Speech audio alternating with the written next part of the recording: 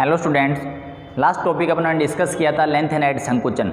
अब उसके आगे का टॉपिक अपने आज डिस्कस करेंगे और वो है लेंथ एंड हाइट संकुचन के प्रभाव, कि लेंथ एंड हाइट संकुचन के क्या प्रभाव पड़ते हैं। लेंथ एंड हाइट संकुचन के प्रभाव।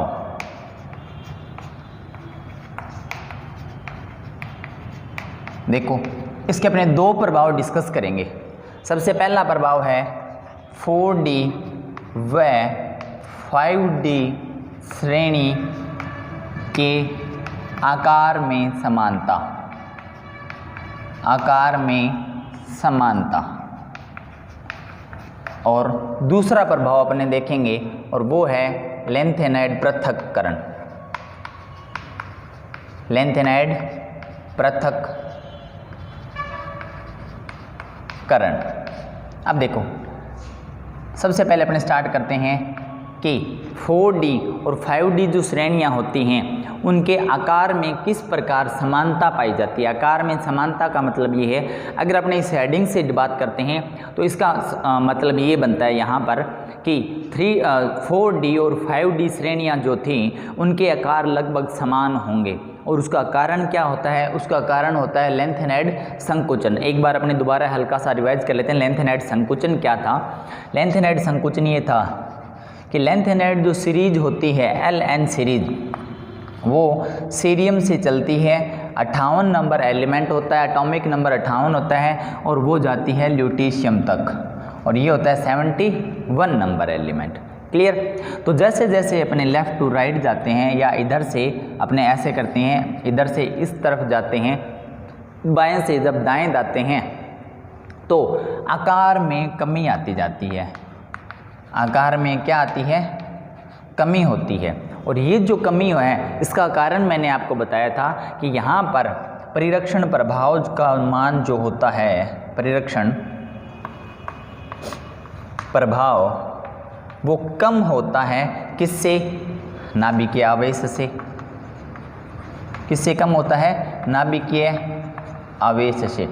तो नाभिकीय आवेश जो होता है उसकी अगर अपने बात करते हैं, आकार की परिरक्षण प्रभाव जो होता है वो आकार को बढ़ाने का काम करता है, और नाभिकीय आवेश होता है वो क्या करता है? आकार को कम करता है। तो यहाँ पर सीरियम से लेकर ल्यूटीशियम तक जब अपने जाते हैं तो आकार में क्रमिक कंटिन्यूस क्या आती है? कमी आती रहती है। इसे ही अपने क्या बोलते हैं? लेंथ एंड हाइट संकुचन बोलते हैं। और इसका कारण ये था कि यहाँ पर परिरक्षण प्रभाव का मान हमेशा ही कम रहेगा। किसकी तुलना में? नाभिकीय आवेश की तुलना में। ऐसा बिल्कुल भी नहीं है कि परिरक्षण प्रभाव नहीं लगता। परिरक्षण प्रभाव लगता है, परंतु उतना नहीं लगता जितना अपनों 3D में डिस्कस किया था। 3D की बात कर लेते हैं एक बार दोबारा से। जब अपने स्कैंडियम से जिंक तक जाते हैं तो पहले नाभिकीय आवेश का मान ज़्यादा होता है, फिर नाभिकीय आवेश और परिरक्षण प्रभाव का मान बराबर हो जाता है, और फिर लास्ट में अंत में अपने क्या देखते हैं कि परिरक्षण प्रभाव का मान क्या हो जाता है? ज़्यादा हो जाता है। जब परिरक्षण प्रभाव का मान ज़्यादा होगा तो परिरक्षण प्रभाव का मान ज़्यादा होगा तो आकार क्या हो जाएगा? बढ़ जाएगा। और जब नाभिकीय आवेश का मान ज़्यादा होगा तो आकार क्या हो जाएगा? कम हो जाएगा। ये दो पॉइंट ही डिस्कस करने होते हैं जब अपने आकार की बात करते हैं। तो देखो, अब अपने आते हैं वापस की लेंथ एंड हाइट संकुचन जो होता है उससे 4D और 5D श्रेणी के आकार में समानता किस प्रकार आती है। वो समानता ऐसे होती है। देखो, एक बार मैं बात करता हूँ 4D 5D 3D से स्टार्ट करते हैं। अपने दो चार अपने एग्जाम्पल लिखेंगे। सबसे पहले लिखते हैं अपने 3D श्रेणी।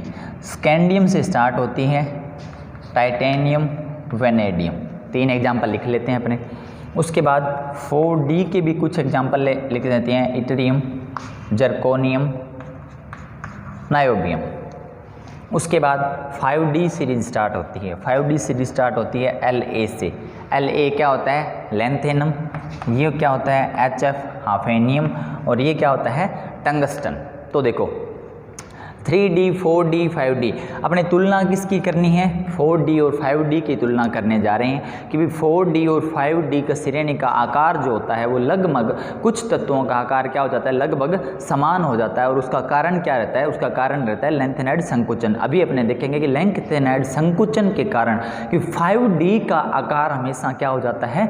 कम हो जाता है। उसका रीजन क्या है? देखो, आपको ये पता है कि जब अपने एक वर्ग में ऊपर से नीचे आते हैं तो आकार बढ़ता है।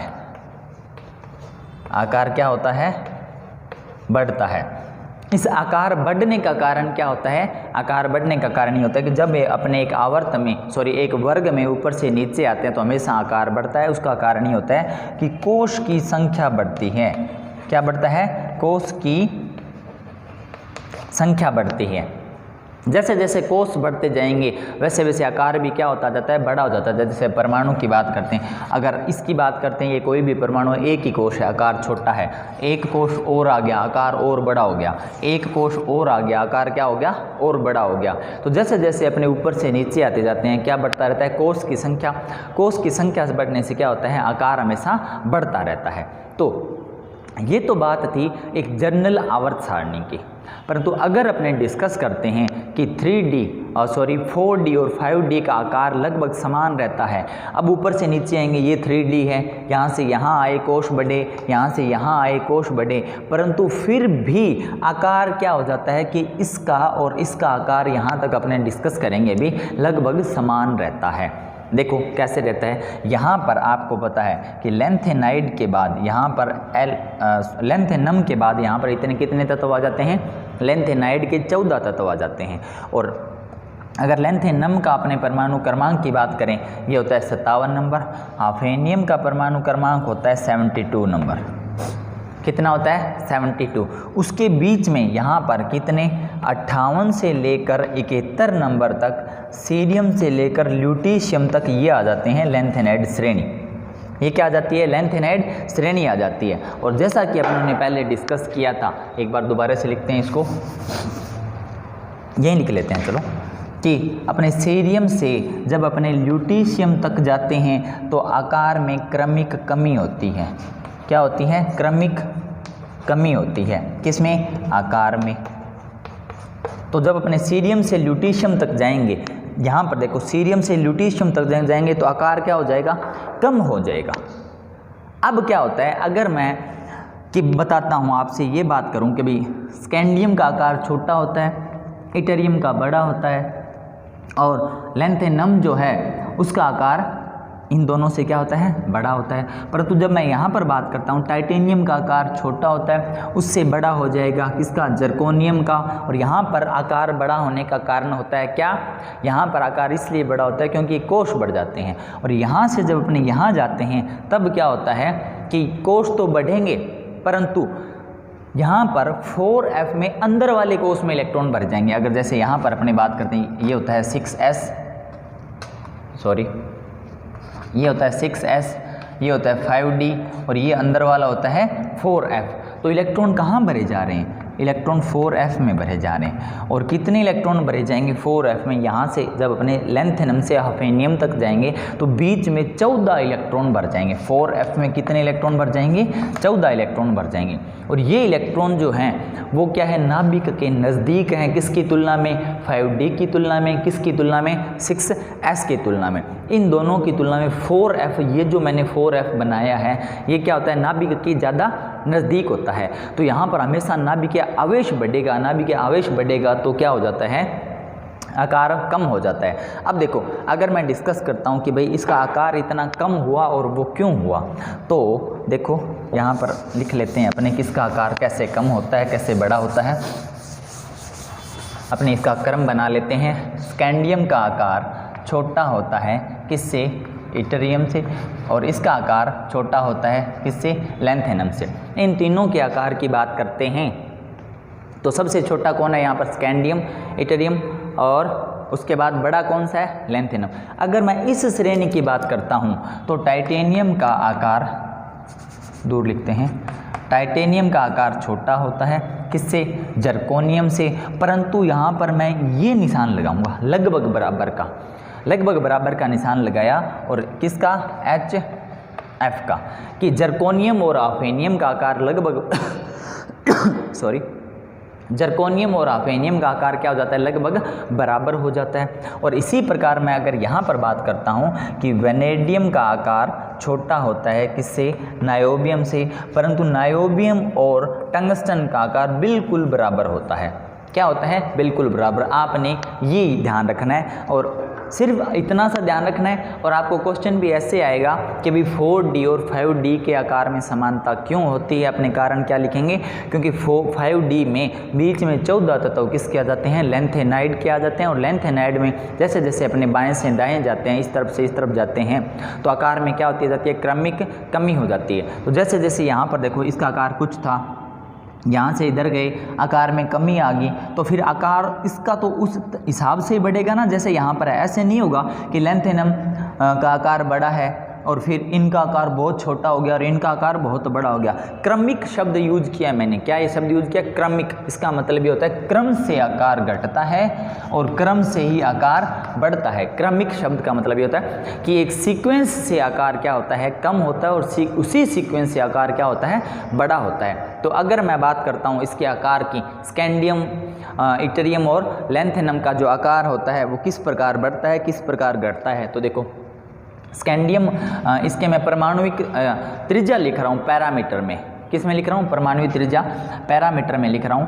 तो स्कैंडियम की, इट्रियम की, लेंथेनम की, titanium, zirconium, hafnium, vanadium, niobium और टंगस्टन, सब की मैं परमाणुविक त्रिज्या लिखूंगा। और कैसे कैसे होता है, इसकी परमाणुविक त्रिज्या होती है 164 पैरामीटर, इट्रियम की होती है 180 पैरामीटर और लेंथेनम की होती है 187 पैरामीटर। ठीक है, एक बार अपने अगर आपसे ये त्रिज्याएं याद होती है बहुत अच्छी बात है, याद नहीं होती तो ज़्यादा कोई ज़रूरी नहीं, आप समझने के लिए इसको काम में ले सकते हो। और इसकी होती है 147 पैरामीटर। अब ये जो आकार ये है थोड़ा सा बड़ा है, इसकी होती है 160 पैरामीटर, पैरामीटर नहीं लिख रहा मैं। और हाफेनियम का आकार 160 से हल्का सा कम होता है और आप ये मानो 158 पैरामीटर लगभग। अब देखो उसके बाद बात करते हैं, मैं वेनेडियम की बात करता हूँ। तो इसकी परमाणुक त्रिज्या होती है 135 पैरामीटर और इसकी परमाणुक त्रिज्या होती है लगभग नायोबियम और टंगस्टन की दोनों की बराबर जाएगी। और वो परमाणुक त्रिज्या कितनी होती है, वो होती है 187, 58, 146, ये होती है 146 पैरामीटर और ये भी कितनी होती है 146 पैरामीटर। पैरामीटर लिख लेते हैं। तो देखो ये मैंने यहाँ पर परमाणुवीय त्रिज्याएं लिख दी। तो स्कैंडियम से देखो इधर स्कैंडियम से इट्रियम तक गए, जब अपने ऊपर से क्या आते हैं नीचे आते हैं तो आकार में क्या हुई वृद्धि।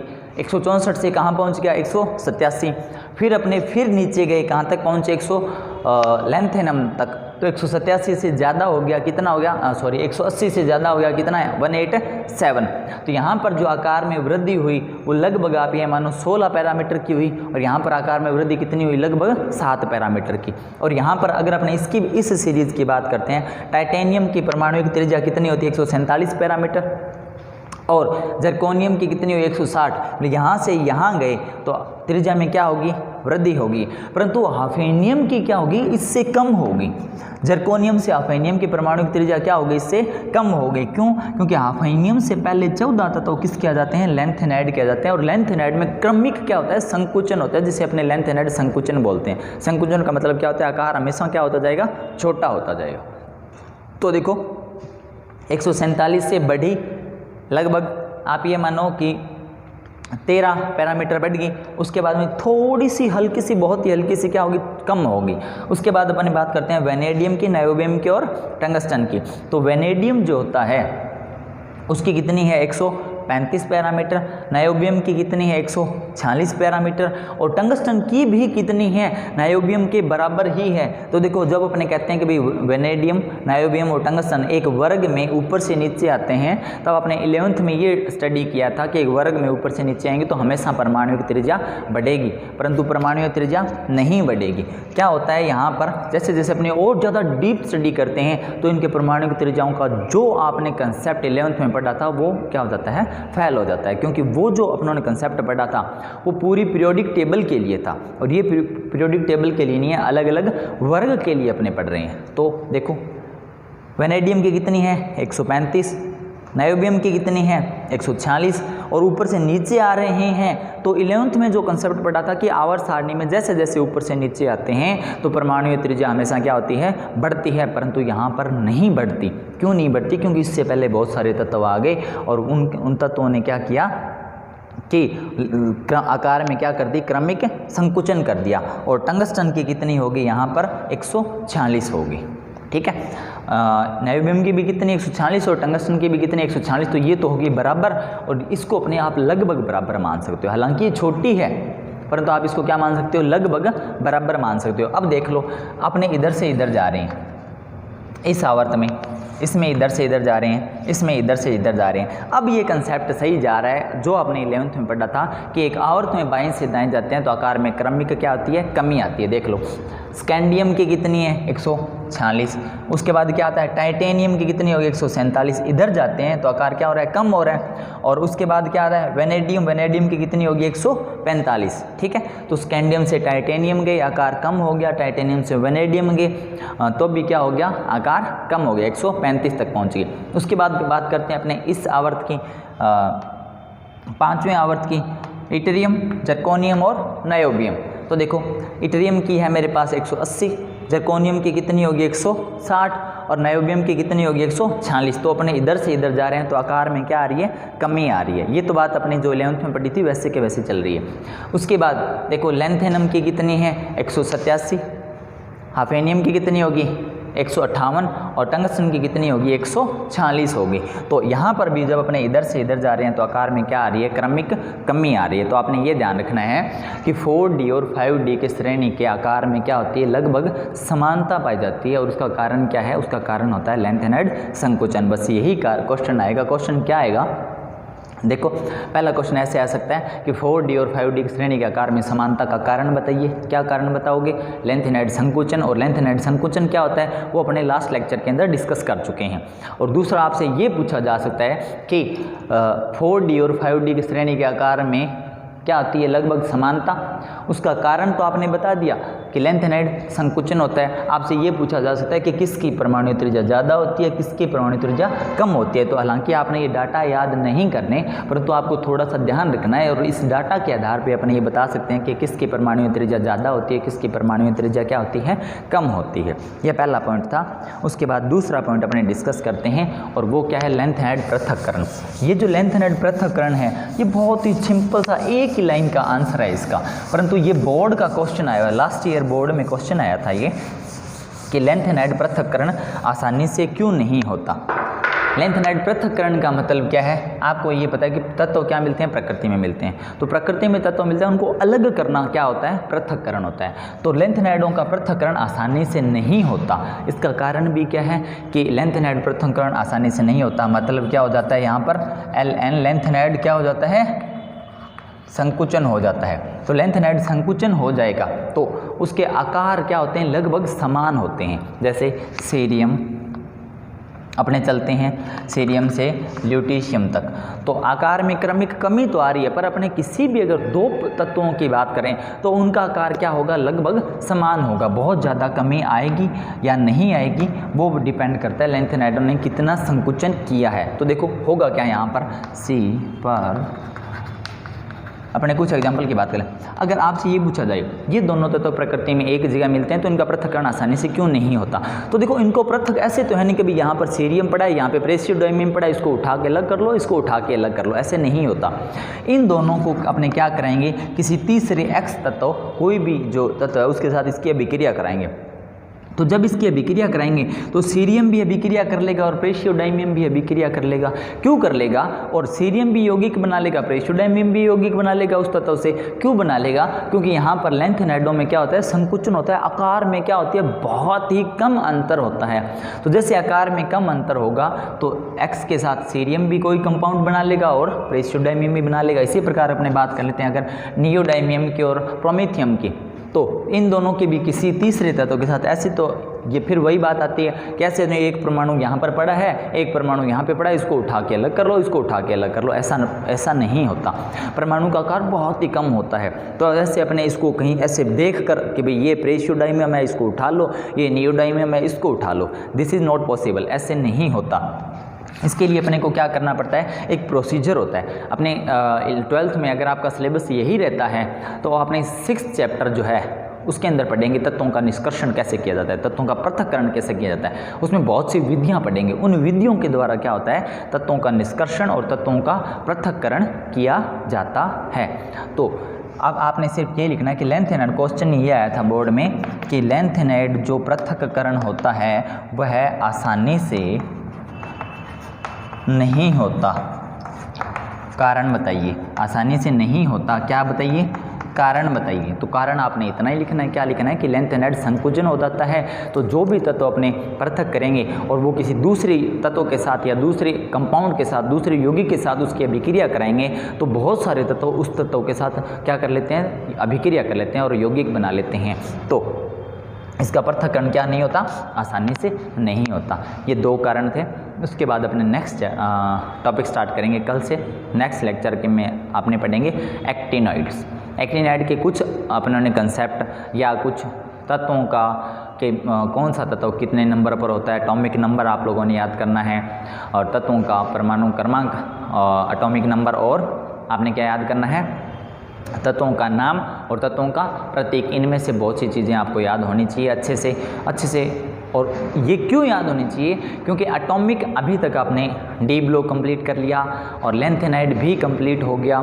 तो अभी तक आपने देखा है कि अगर आपको एटॉमिक नंबर आते हैं तब अपने क्या कर सकें, किसी भी क्वेश्चन को सॉल्व करने की कंडीशन में रहते हैं। अगर अपने एटॉमिक नंबर नहीं कर पाते तो अपने क्वेश्चन सॉल्व आसानी से नहीं होते। आज के लिए बस इतना ही। Thank you.